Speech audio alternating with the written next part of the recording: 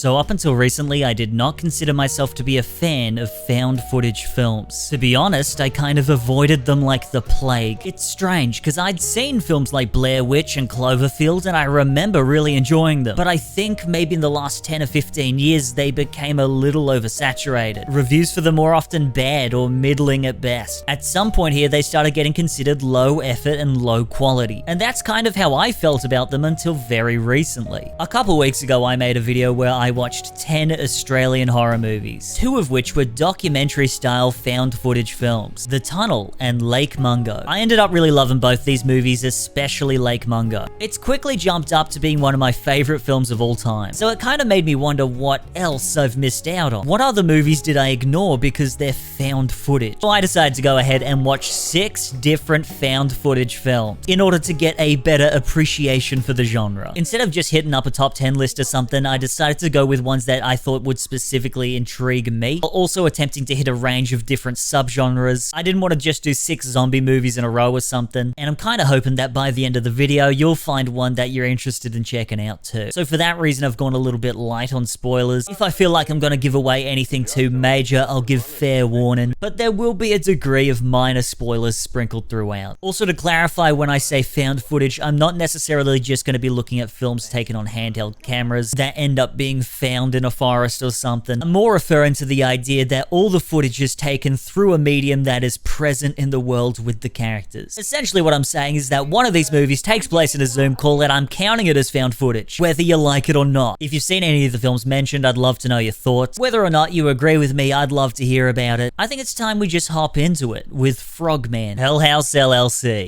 House is another documentary-style found footage film, but it feels like it doesn't push super hard into that documentary aspect, often sticking to the simple handheld. This is also the only one that I watched that has multiple sequels, so I was kind of keen to check it out and see what the fuss is all about. I also watched the director's cut for this. I don't know the difference between the director's cut and the regular one, but just know it probably influenced my viewing experience. An unexplained event causes the death of 15 people on the opening night of a haunted house. 5 years later, the details on the event are still a little hazy, so a journalist begins to investigate what exactly went down. She's given a series of tapes by the sole surviving employee that detail the days coming up to that fateful night. So that's kind of the bulk of the film. It's a group of 5 people setting up their haunted house. They've bought an abandoned hotel in Abaddon, New York, which is probably the most demonic name for a town possible, but it's not just the town's name that's demonic. They even find the remnants of a demonic ritual in the basement. And while they set up the house over the course of 46 days, various spooky things happen to them. It kind of feels a bit silly to say, but this movie really is the embodiment of a haunted house. I haven't been in a haunted house for at least 10 years, but for me, this really brought back some memories, elicited certain feelings that I haven't felt in a long time. I think it's that perfect blend of scary and trashy, which I think is absolutely what they were going for. For the most part, they're getting scared by their own decoration. So obviously that kind of means there's going to be some big clown action. If you hate clowns, this probably isn't the film for you. I love me some big clown action though, so I was kind of into this. And I think as scary clown designs go, this one is definitely up there. Potentially even the scariest clown design. I know that's a big call to make, but just look at this guy. I don't know. The way this one was filmed is also very interesting compared to a lot of the other films. The camera guy in this one absolutely whips around every single corner. In a lot of these other ones, the camera person is either going really slow or they're in a full sprint. In this one, a lot of the time, they're just walking at a good, efficient pace. There's a lot of spinning around, rushing down hallways, and then just suddenly stopping, which for me made it feel like a roller coaster experience quite literally. Again, kind of like a haunted house, but more one that you're strapped into. A Scooby-Doo spooky coaster, if you will. You've relinquished full control to a guy who needs to slow down. I'm practically begging this guy, do not go around that corner. Do not touch the creepy clown guy. But they just bloody go for it every time. One issue that I think a lot of people might have with this one is in regards to the plot. These people are consistently making terrible decisions. If a haunted house I was working on turned out to be an actual haunted house, I would simply leave. Nothing's stopping me from walking away. The entities in this one are practically begging for people to leave. But for a lot of this, these people just kind of think that they're all pranking each other. If people in my workplace were consistently pranking me this bad, I would also simply leave. I don't think there's any amount of haunted house money that's gonna keep me there. There's also a lot of reliance on the mystery, which I'm not exactly sure that it nails. I personally wasn't super satisfied with the ending. There felt like there was a lot of build up around what happened that night without enough answers for me. I'm sure those things are explained a little more in the sequels, but obviously I haven't haven't seen those yet. But much like a real haunted house, you gotta kind of switch your brain off for this one. Not saying that's a bad thing. I love some brain off time. The characters also kind of suck. Specifically the camera guy, Paul. I really hated this guy. Every time he was talking was a real shame. He's maybe the creepiest part of this movie, which is saying something because this clown is in it. His whole deal is essentially that he's horny. And he goes about that in the cringiest ways possible. The horrific hotel did the world a favor by removing this guy from it. The other characters are also there. They kind of just blend together for me a little bit somewhat. But they do have a pretty decent group chemistry going on. They were fine. I really feel like this one was somewhat inspired by Lake Mungo. They have a bit of a similar vibe, and I'm not just saying that because they're both documentary style. They do a similar thing where they replace certain clips and slowly zoom into something that was lurking in the background. Tonally very different films, but incorporating similar techniques. And I think for this particular film, just because of the tone, it really doesn't work for me here. Instead of just leaning into that haunted house aspect where I should be the one looking around, they push a little too hard on that spoon-feeding documentary aspect with these moments. In Lake Mungo, it works so well because it's got that slower pace. It's really festering that dread. This one, it's quicker, it's punchier, doesn't really need to lean into that in the same way. I did enjoy this movie. I don't want it to sound like I didn't, but of the group I watched for this video, I may have gotten the least out of this one. I think some people are going to have the opposite opinion to me here, and that's totally fine. I absolutely get it, and I think this one could be argued to be the scariest of the group. But just in terms of the films that I watched today, a lot of the films today really nailed some of my specific interests here. If you love haunted houses, this movie is one that you definitely shouldn't miss. And I'm pretty sure you can watch the whole thing on YouTube. I watched the director's cut on Shudder, but I think that's only a couple of minutes of extra content there. But yeah, pretty good. I think with this one, considering all the sequels it got, I just maybe went in with slightly higher expectations. But from what I saw, I definitely liked it enough to want to check out what comes next. Frogman. Do you ever watch a movie and just think, this is my movie. This was made for me. That's how I felt about Frogman. I love cryptids, I love horror, and man, I love frogs. Now don't get me wrong, alright? I don't think this movie is perfect. I understand there's gonna be people who don't like this one, but overall, I really, really liked it. It kind of takes a while to get going, but that last third for me was just so satisfying. One of my favorite moments in a film ever takes place towards the end of this guy. To start us off, we've got to cover the poster, which is absolutely amazing. This is one of the main things that drew me to the film. It's kind of been taunting me for a year now. It was one of those things where I saw the poster, I really wanted to watch it, and then I found out it was found footage and I kind of lost interest in it. So this is a film based around the Loveland frog. It's a 4-foot-tall frog-like humanoid cryptid first spotted in Loveland, Ohio. Here is an artist's rendering of the creature from Wikipedia. See its gorgeous froggy form. To get into the real-life history of this creature, it has supposedly been spotted on 4 main occasions. The first time was in 1995 when a business person was driving down the road and reportedly spotted 3 froggy guys. One of these frogs had a magic wand and shot a spray of sparks at him. So yes, in the original urban legend, Frogman was potentially a wizard. Just stay with me, alright? Then in 1972, a police officer spotted a mysterious creature. A 4-foot-long animal with leathery skin scurried in front of his car at 1 a.m. He said it was crouched like a frog until it stood up to get over a guardrail. Also take into account here that he had the creature fully illuminated with his headlights. Pretty solid evidence. 2 weeks later, a second police officer saw a creature that matched this description and he proceeded to shoot and kill it.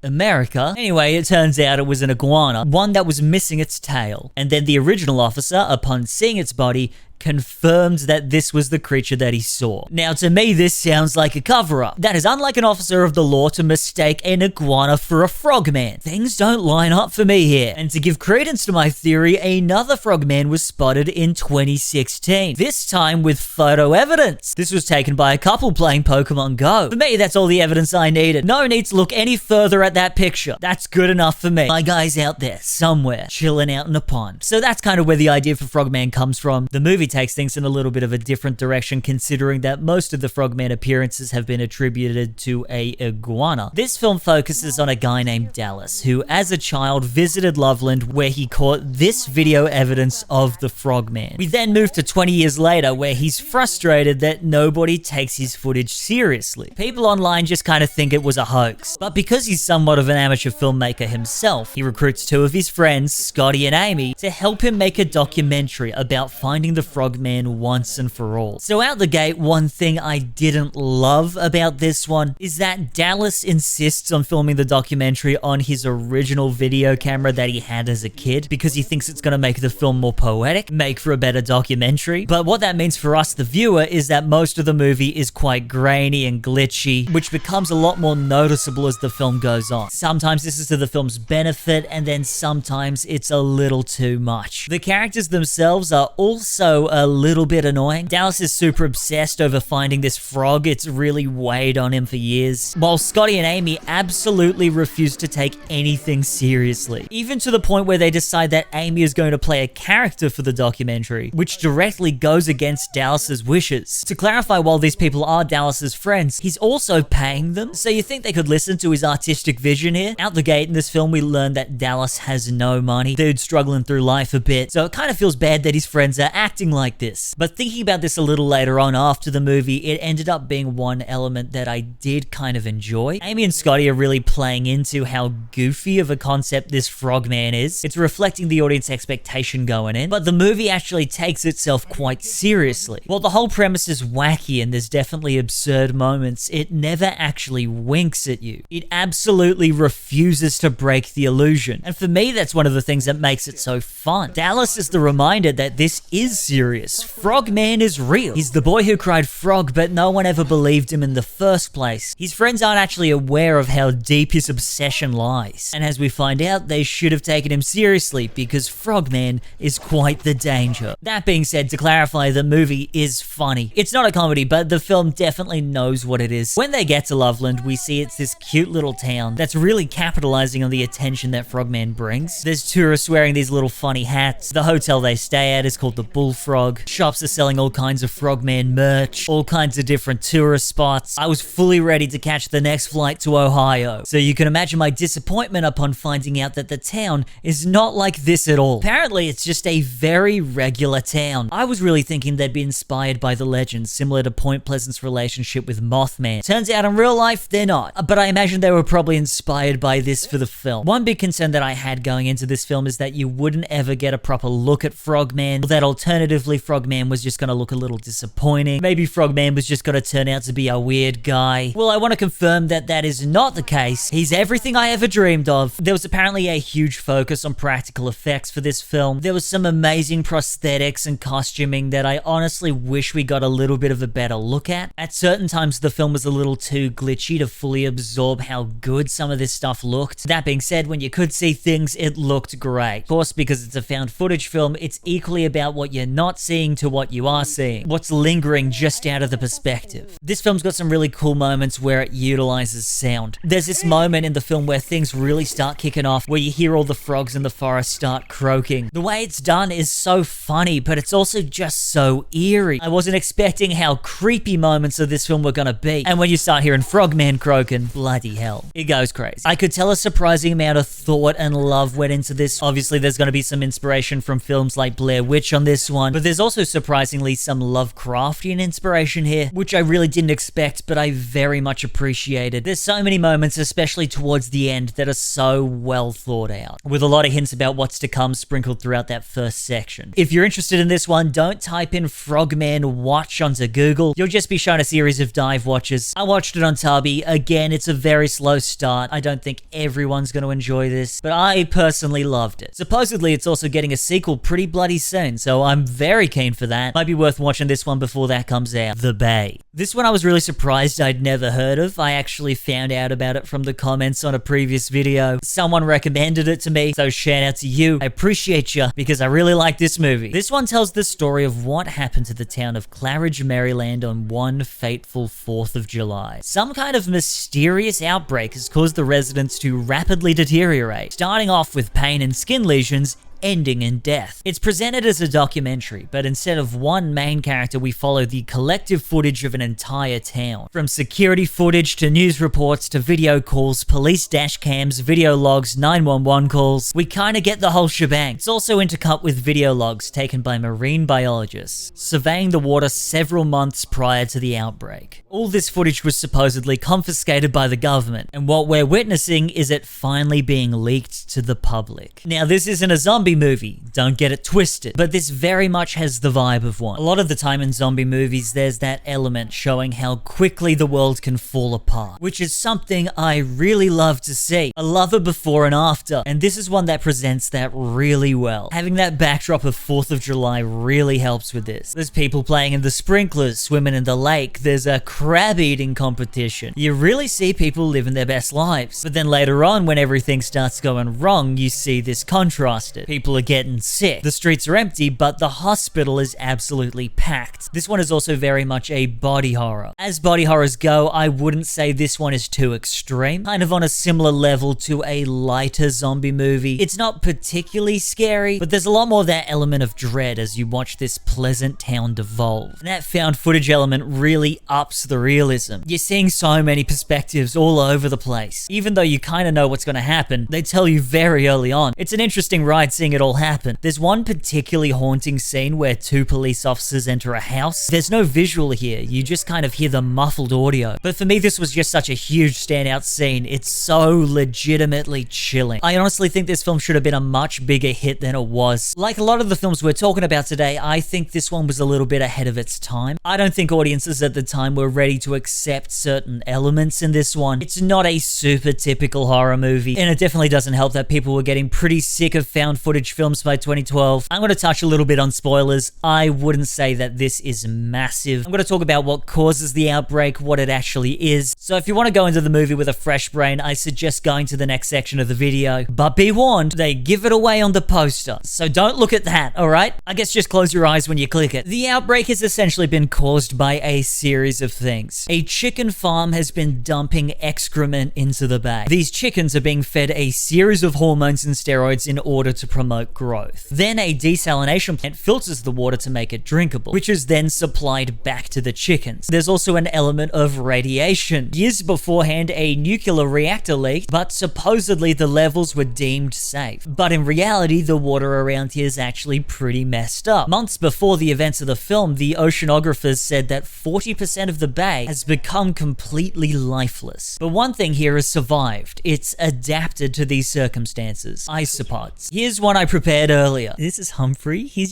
I promise you he's not dead. This is Humphrey. He lives in one of my terrariums, and as you can tell, he is alive. Not exactly the scariest looking guy. Not the typical horror movie monster. So you might understand why this movie was a little bit of a tough sell. So the bay has become home to these rapidly growing isopods. The larvae are small enough to be unknowingly consumed through the water of the bay without being noticed. And then the people are being eaten from inside out. Those people playing in the sprinklers, swimming in the lake, eating the crabs, even the people standing in the misters on this hot day, they're kind of screwed. Now obviously these are a bit different from regular isopod. My friend Humphrey would never want to hurt me even if I up his steroids. The isopods in this movie are based off real-life aquatic parasitic isopods, Cymothera exigua. These isopods enter fish through the gills, where the female will latch onto the fish's tongue and then eat the tongue and replace it, thus becoming the new tongue. Yowza. Now interestingly, this doesn't typically kill the fish. My understanding is that it's kind of like having a little buddy that ate part of you. It's a prosthetic that's also a guy. In this case, the parasite doesn't want the host to die because it doesn't fare too well on its own. However, in the movie, it seems they've evolved to become a little more ravenous. They're kind of depicted as being like piranhas that spawn inside you. Now thankfully, in real life, this can't happen. You can't be infected by a parasitic isopod that eats your tongue, as far as we know. But also, don't lose hope, we're always discovering new things. Who knows what the future entails? What this film is really trying to highlight are the dangers of ignoring the ecological signs and the terrors of government bureaucracy. The scientists were seeing signs of this months in advance, but were ignored by the mayor. When their bodies are found early on in the film, they're simply declared dead by unknown causes. When the outbreak kicks off, the head doctor at the hospital gets in contact with the CDC, but they're so disconnected, both emotionally and physically, which results in them working at a bit of a snail's pace.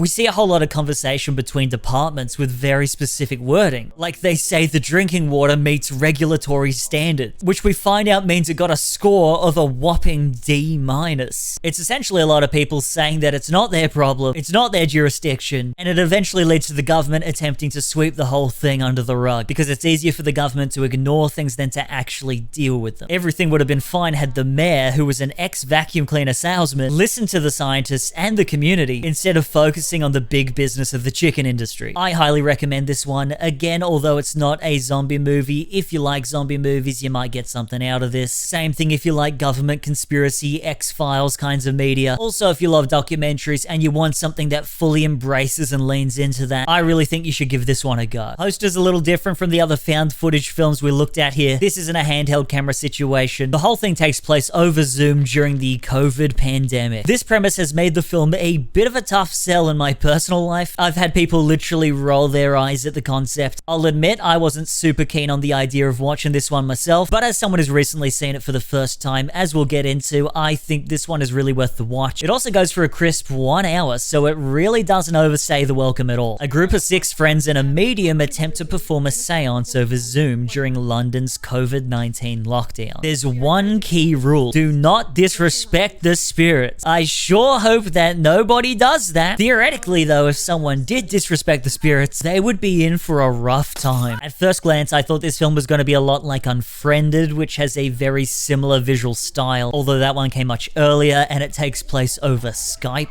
Rest in peace, Skype. We'll never know how you fumbled the bag that hard. In terms of actual content, I would say that the films are different enough, and I would dare say that I vastly prefer Host. Just my personal preference. I was really surprised how much I enjoyed this, but to be fair, it has been a long time since I've seen Unfriended. I'm pretty sure Blockbuster was still open at the time, so maybe I gotta give that one a rewatch. The whole Zoom aspect strangely felt a little nostalgic for me at this point. I mean, it's been 5 years at this point, so now is kind of the perfect time to jump back into this and reminisce a little bit, because it really nails that Zoom call awkwardness, including the difficulty in even organizing one of these calls in general. There's so many little aspects here that triggered something inside of me, like how when too many people try and talk in Zoom at once, it starts muffling all of the audio. They also utilize all these little things like the custom backgrounds and the filters. It takes me back, let me tell you. I feel like when it's an online situation, there's a very easy crutch there with making the film overly glitchy or laggy, but this one tends to not lean into that. Everything for the most part is very clear. To have a fully immersive experience for this one, I watched it at my computer, noise cancelling headphones on. It helped make the experience that much more authentic. Interestingly, they actually did film this through Zoom. It was locked down while they were making this, so a lot of the cast were doing their own makeup and stunts, filming in their own homes. From a creative standpoint alone, this is an incredibly impressive movie. There's some pretty impressive things that happen, so I was pretty surprised to hear this fact. There's also something just so satisfying about this movie. There's so many things that are set up in the first 15 minutes or so, all have a really rewarding payoff. Everything ties together super well. It's an absolute firing squad of Chekhov's guns. The pace it's moving at means you're not waiting an extended time between scares.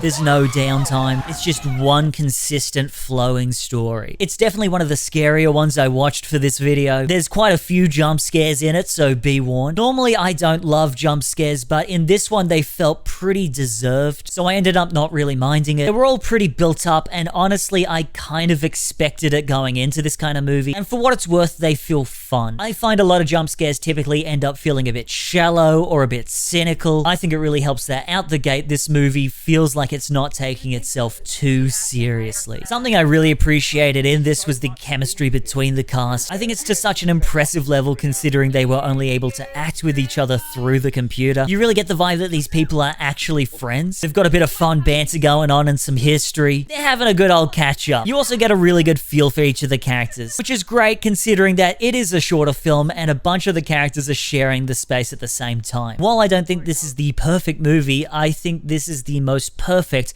that it ever could have been, if that makes sense. Given the filming circumstances and the narrow frame, I think it's a super impressive feat. The Borderlands. I think this one was my favorite of the lot. It was close, but I think this one takes it. Finally, Cate Blanchett, Kevin Hart, Jack Black, and Jamie Lee Curtis, all united under the perfect video game adaptation. Wait a second, this is 2024's box office failure, Borderlands. I want to talk about the 2013 British found footage horror film, The Borderlands. It's also called Final Prayer in some places, so maybe we just call it that. So from my minimal experience with found footage films, a lot of them use that documentary style frame. Sometimes they just have that little blurb explaining what you're about to see, or sometimes it's that full-blown cut cutting to interview style. It gives you an expectation of what you're in for. This film has none of that. You kind of just put straight into it with no expectations. This one features 3 dudes who are sent by the Vatican to investigate reports of a miracle, aka my dream job. This miracle supposedly took place in an old church in the Devon countryside. There's Gray, who's the tech expert, Brother Deacon, and Father Mark. They're all fitted with head-mounted cameras which they're instructed to wear day and night in order to capture with certainty whether a miracle has taken place or not. So I'm pretty fascinated with religion, and then subsequently I tend to like a lot of horror with religious elements to them. I really love this one because it's a bit of an exploration into the concept of religion itself. A lot of horror films, especially in the last couple of years, have had Christianity as being a major element, so I understand that a lot of people are tired of that subgenre, or they feel like some elements might be a bit overdone, but I truly believe that this film really stands out from the crowd. Out the gate, they kind of flip some expectations. It takes a little time for Father Mark to come into the film, so our initial focus is going to be on Gray and Brother Deacon. Gray is the tech guy who's new to the business. He's essentially only there for the paycheck. He's an outspoken, sarcastic John Oliver type. He seriously reminded me of John Oliver so much, it's kinda crazy. And then obviously Brother Deacon is a bit more serious. He's a world-traveled member of the church. When they're investigating the miracle, you would probably expect Gray to be the skeptic and Deacon to be the believer. Deacon is consistently adamant that what is occurring couldn't possibly be real, while Gray's quick to believe things and take things at face value. The relationship between these two is one of the best aspects of this film. Early on, you expect them to be a little adversarial of each other, but they end up having really good banter. It's legitimately so funny at times. The two develop a very authentic bond. And then the third member of the team, Father Mark, comes in, who obviously is of the same religion as Deacon, but he actually harbors much animosity towards it. Turns out Deacon is a little too fast and loose with the rules for his liking. Religion for the two means two very different things. This is shown even down to how the two are dressed. That being said, they do have one similarity. They are both extremely skeptical of the miracle. These two have been around the block and they've seen a lot of cons before. Which brings me to the last character I'll mention, Father Krellick, who's the one being investigated for this supposed miracle. This dude is filled with vigor over the miracle, and he's offended even at the notion that he possibly could have faked it. And dude is pious as hell. We constantly see him dripped up head to toe every day and night. This is a group of people who fall under the same category, the same religion, but they all have vastly different beliefs. Even down to the same scripture, there's so many different ways to interpret things. And that's kind of what the film boils down to. While on paper it's people trying to determine whether a miracle is real or not, the broader scope is people trying to comprehend their religion, even their reality as a whole, as they search for meaning. I just love the themes in this one, dude. I think this was, at least for me, the scariest out of all the film. Maybe it's just where my head was at the time. That being said, it wasn't unbearably so. I think it was more that element of mystery that really sucked me in. There were these lingering shots of the church's interior that absolutely terrified me. The way that they just kind of went on and on. The shots really outstayed their welcome. It made me feel like there was something that I should be seeing,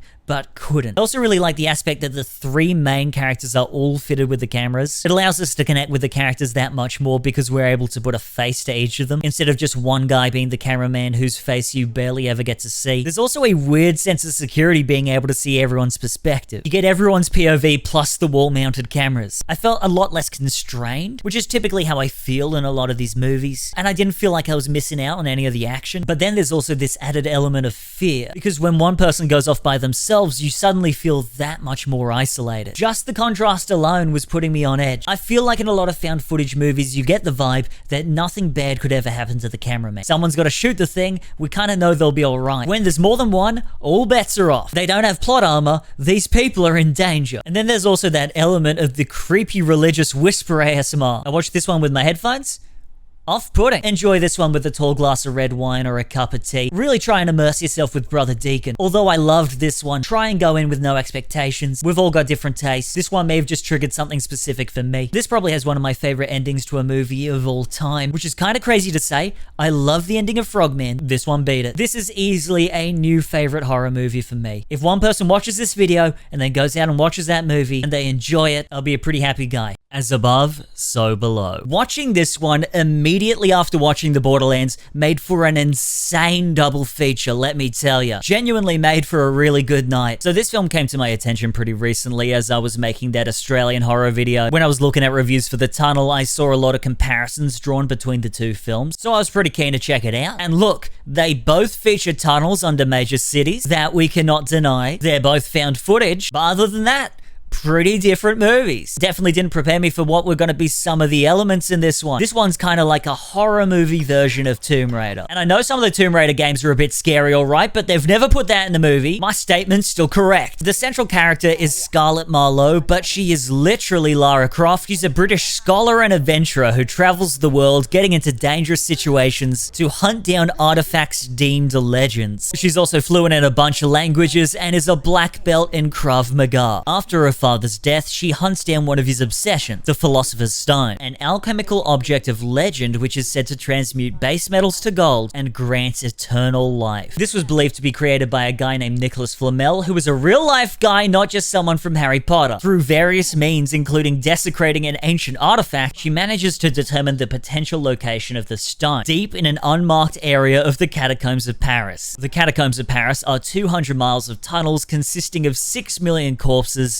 sitting beneath the city. Thus, she puts together a team. Obviously, there's a cameraman Benji, George, her Aramaic translator, and then her catacomb experts Papillon, Zed, and Suxi. Little do they know that these aren't regular tunnels they're descending into, because some weird stuff starts happening to them. Either they're descending into madness or hell itself. So interestingly, this one was actually filmed in the catacombs. This was the first film ever to get permission to do so. A lot of what was filmed was actually in the off-limits area, not accessible to public. Which, in my opinion, even if you end up not enjoying this movie, it still makes for an incredibly fascinating watch. Some of what we see may never be shown in film again. There were days when the cast and crew had to crawl to get to locations for over an hour. Sometimes they were up to their waist in water. There was also no electricity, meaning that the lighting for the film, for the most part, is lighting from their headlamps. Much like in the Borderlands, the cameras are on several of the characters and are also head-mounted, which again allows us to not miss out on any of the perspectives. Also, having the cameras being tied to their light source, I think is extremely clever. Sometimes when I'm watching a found footage movie, I'm thinking, why the hell do they bother carrying the camera at this point? Just let it go, man. This one, I get it. If somehow they lose their source of light, they may as well be dead. In this case, they literally can't afford to lose the cameras. For me personally, the scariest moments in this film are surrounded by that element of claustrophobia. There's one scene where Benji gets stuck between a rock and a bunch of bones. Bloody hate that. And the scene just goes so long and it makes me feel so anxious. Overall in this film, there are definitely some pretty frightening moments. I wouldn't say it's the scariest film I've ever seen. I'm gonna get into some pretty minor spoilers here. That's your warning. This film is a very, very loose adaptation of the Divine Comedy. Well, actually, I guess it's more apt to say that it's loosely inspired by the 9 Circles of Hell. And even then, it's kind of only in the vaguest sense. You won't need to be a scholar to draw comparisons here. I don't even think there's 9 layers in the movie, to be honest. So it's not just people having a bad time in a tunnel. It's not even just about people getting haunted by ghosts. There are some very interesting visual elements in this. I think it's a pretty fun movie. You don't want to think about it too hard, but I did really enjoy my time with it. First half is really, really good. It's some really good setup. But in the second half, while there's a lot of promise and there's some really interesting ideas and visuals, I don't think it totally nails it. Certain characters were definitely a little bit undercooked. I think maybe there was some budgetary issues here or some restraints in terms of the filming location, but it all starts feeling a little bit rushed and maybe a little too convenient. A little clunky to say the least. Overall, I think this is a really fun, easy watch. I really do get why this is probably the most popular out of all the films that I looked at today. I would really, really recommend this if you like Tomb Raider, Indiana Jones, National Treasure. You like those kind of adventure films and you've always wanted them to have a bit of a horror vibe. So those are my thoughts on these 6 found footage movies. I really wasn't expecting to like so many of them so much. And to be honest, I kind of feel a little bit stupid for putting aside this whole style of filmmaking for so long. Video does well enough, I would love to kind of return to this, check out some other movies that I missed out on. So if you have any recommendations at all, please let me know. To be honest, any movie recommendations in general, I'm all in. And I hope one of these films piqued your interest and you're interested in checking one of these out. And if not,